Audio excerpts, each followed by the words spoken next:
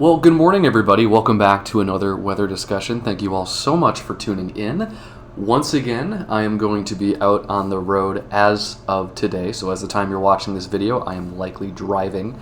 So if you have any questions as it relates to anything we talk about during today's video, feel free to post those down in the comments below. And I'm even willing to go as far as giving y'all a personal forecast. So if you even want me to go as far as giving you a 5 to 7 day outlook for your local area, post down below your zip code and I will respond to you as soon as possible. We're going to start first today with the tropics, and then we'll dive a little bit into a temperature update. Boy, the tropics have just been an absolute roller coaster of a season.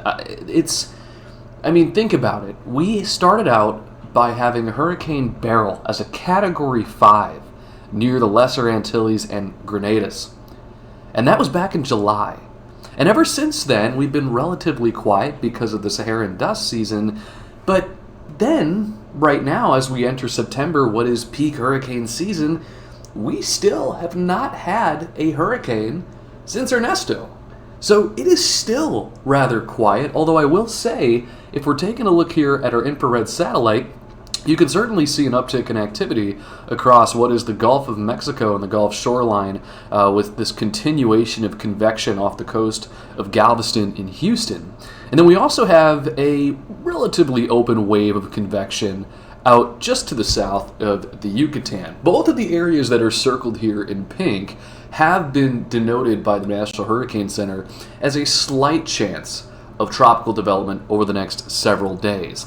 Now, the area that we've been watching most over these last several days has actually been the area off of the Yucatan, which has struggled quite a bit to establish an area of low pressure. And the models have also been, as of late, very finicky about this system and how it develops. Now, I will tell you right off the bat that before we even look at those models, I am still relatively bullish on this system developing by the time it passes over the Yucatan and gets up towards just to the south of the Texas shoreline and off the coast of Mexico. I really believe that this environment in the Gulf of Mexico, as we see right now, is very much conducive for a rapid development of a tropical system at any time. And I think that this, in particular, should likely develop into something. Now, I'm certainly not going to sit here and claim I'm expecting this to be our next hurricane, maybe even let alone our next tropical storm, although I'm still holding out on the tropical storm part. What I will say, though, is that I am certainly bullish on the fact that this gets its act together by the time it gets up towards this area circled here in pink. That remains to be seen, but like I said, to start out this video, guys, it has been just a very odd tropical season, strangely very quiet, and that's becoming a little bit more strange, especially as we enter the peak of hurricane season. Now, if we take a look here at the National Hurricane Center, I just want to show you guys all the different lemons that they have highlighted here. All these X's shown are areas of interest that the National Hurricane Center is tracking as of today, and this is denoting probability of development over the next several days. Now, we have quite a few. First one is actually off of the Saharas and well to the east of the Lesser Antilles. 10% chance of cyclone formation over the next several days. And then we also have another system up towards the northeast and just off the coast of New England with a 20% chance of cyclone formation as well, 20% chance for the Yucatan, and then of course our other system that we talked about to start off today's video, 10% chance of cyclone development in the next several days. So here's kind of the main theme here, right? We have all these, we've had an uptick of convection, we've had an uptick of activity, both in the Atlantic Basin as well as the Gulf. That being said, we're not seeing a lot of rapid formation. We're not really seeing even a lot of promising systems, if you will. And so what I want to do real quick is show you, before we dive into the models, the Atlantic Basin. And so we're going to head on over here to Global, and we'll go over to this sector and put on our long wave IR.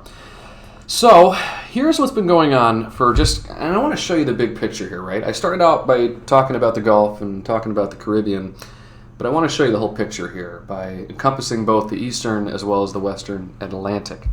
So we've had sort of an oscillation in activity for the Atlantic Basin.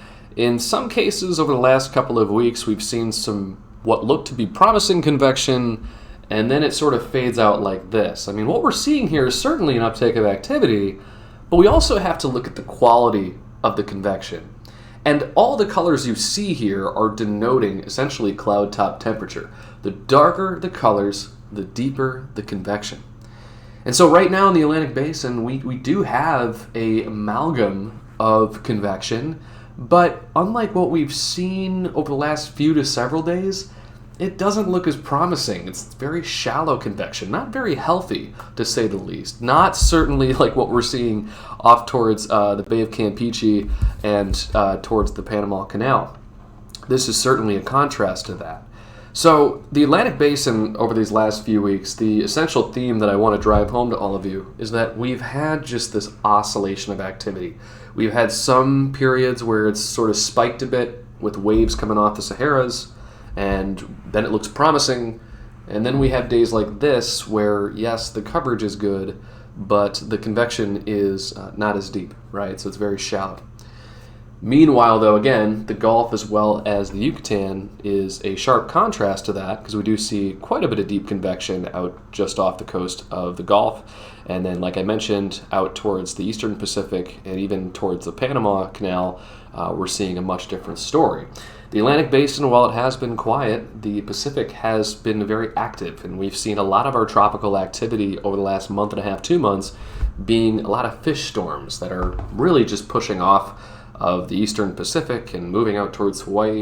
And we're also seeing a lot of activity out towards our Eastern Asian countries, especially towards Japan and China, with our typhoon activity. So definitely a contrast, a sharp contrast to what I think a lot of us were expecting this hurricane season, and there still is a long way to go. I'm still expecting a couple more storms to form regardless, but it's still a little bit off-putting and a little bit concerning that we're not seeing much activity. Now, I will preface by saying I think a lot of us would agree that that's a good thing. We don't want death. We don't want lives being uprooted, especially for our folks that live in the lower 48, our U.S. territories, our countries that are underserved, like Haiti and the Dominican Republic and Cuba. We're not wishing for that, right? But just from a forecasting point of view, we were pretty bullish on more tropical activity. We just haven't seen it. And that's the frustrating part, right? We don't want to be completely off on our forecast. If we can be as close as possible, that's satisfactory. But if we're going to be really, really far off, just like even what we were last year, it's a little bit off-putting as a forecaster, right? But we do learn from these experiences when we are wrong, and we don't just settle for being wrong. We try to figure out why we were wrong, and that's exactly what I will be doing as well once the season is all said and done. So that is the tropics at the moment. I don't want to touch on it too much, although what I would do is I'm going to show you guys on the fly another website that I think is really helpful to tracking the model guidance, because I do want to show you what a lot of our models are doing with the tropical activity in the Gulf. So let me head on over to the GEFS. Remember, the GEFS is an ensemble, so it shows us all the different scenarios, and it gives you sort of an average, right? It's kind of the usefulness and the use case of these ensembles. So if we loop this, and we look at the latest run, at least in the GEFS, here is our low off towards the Yucatan, but then also there's that other area of interest off the coast of the Gulf. They sort of converge on each other, and then a lot of the solutions have it pretty much just go north into what would be Texas and Louisiana. Now, the interesting thing about this, if we kind of go back here for a second, there is pretty strong agreement right now, and I would say really strong agreement, that even if we do get consolidation here, that the system itself is not going to be as strong, right? We wouldn't be looking in this case at like a major hurricane. Again, this is very far out. We technically don't even have a low pressure that's formed yet, so we got to be very careful with that statement. But my point I'm trying to get across here, guys, is that over the last few days, and really just the last couple of days, these ensembles have not been very bullish on development. And I don't know why. I would think that we would see something stronger than that. That's why I'm sort of holding out and being very careful with this output, because it is still very far out. And I'm also taking into account the fact that our environment in the Gulf is very good. So unless if it's a situation where maybe there's more shear that takes place up here, which I don't see that really being the case. I'm a little bit perplexed as to why the ensembles are showing such a weak system. Either way, what I am pretty confident in is that we will see a system in the Gulf. It may or may not be as severe, but if we learned anything from Beryl, very weak systems can still have very large impacts. Right? We saw that with Beryl as a Category 1 that impacted Houston and a lot of the LNG sites there. So I'm still forecasting and keeping a very close eye on what could be potentially our next tropical storm in the Gulf over these next several days, and you will be seeing continuous updates from me. Like I said, I'm going to be out on the road, but I will be posting updates on our Discord page for those of you that are Energy Rogue subscribers. So that is currently the forecast as far as our tropics are concerned. Let me quickly show you and transition over to our temperatures. And again, if you have any questions about the tropics or anything we talk about, post those down in the comments below. But I wanted to show you wxrogue.com once again. This is our free platform that we have for energy and ag markets. It's weather data specifically for those industries. And I wanted just to show you a quick trend that we've noticed here. Remember how the Pacific has been relatively warm over these last, been couple weeks? We're actually forecasting to see that decrease quite a bit. And you're going to see why here in a moment. But places like Southern California could actually see some much cooler temperatures, which I know a lot of you in the West Coast are probably rejoicing hearing that because it's been pretty hot in the southwestern United States over these last several days. So we are certainly forecasting for that. And that also goes for the west, south, central U.S., although I do want to make a comment here for those of you that have been using this webpage. And again, for those of you that have, thank you so much for your feedback. It definitely helps us improve the site over time.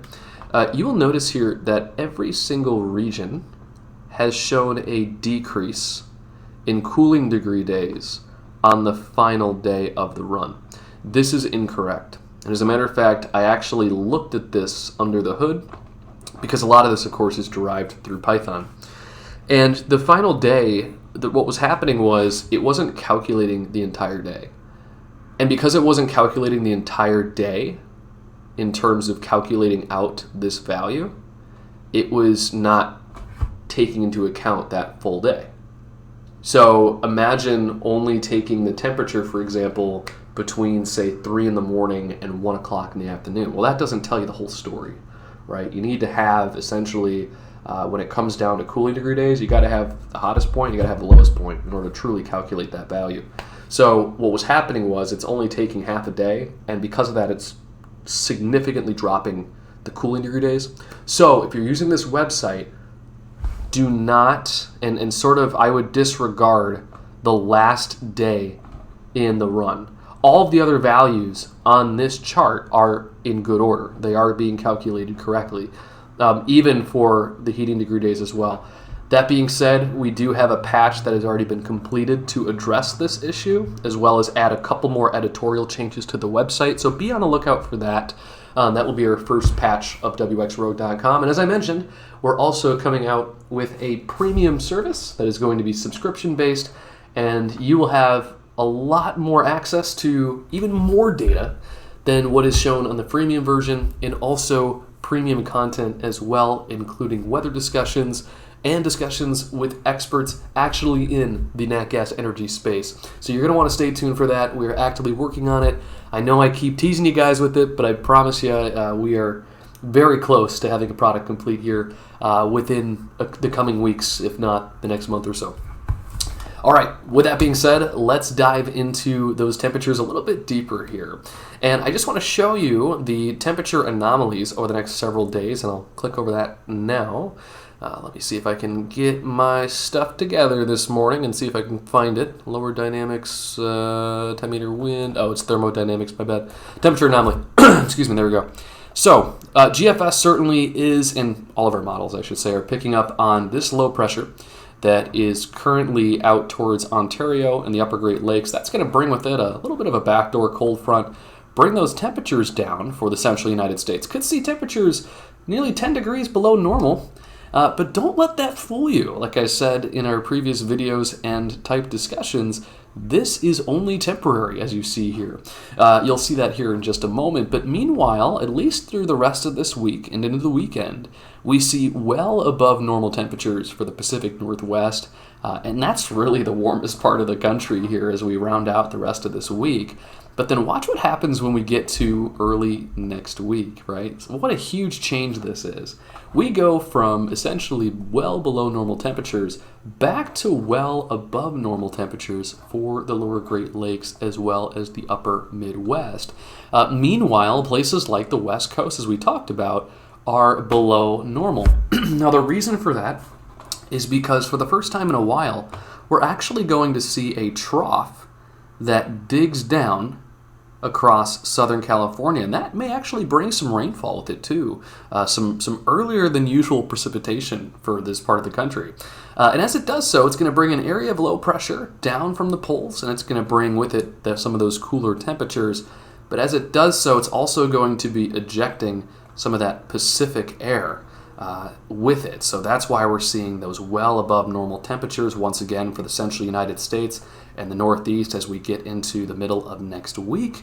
And we have to also acknowledge that with that, we will likely see some moisture advection from the Gulf, which may possibly keep things humid for the central and upper Midwest, as well to some degree the Northeast.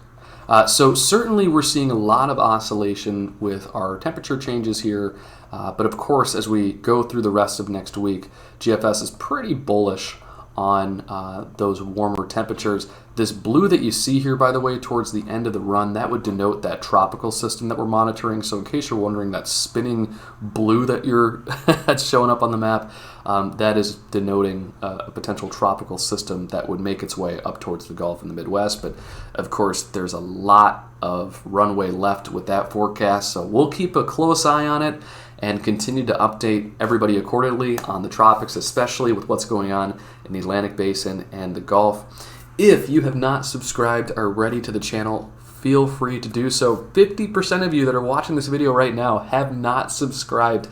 If you want to get notified about my videos and my content and have the ability to ask me questions about your local area and get a personal forecast for free, subscribe, like this video, share it with friends and family who will be impacted by these weather conditions. And also, be sure to check out wxrogue.com and energyrogue.com. Both links will be in the description below if you would like more information about those resources. Thank you so much for tuning in as always, and we will see you on the next weather video. Take care.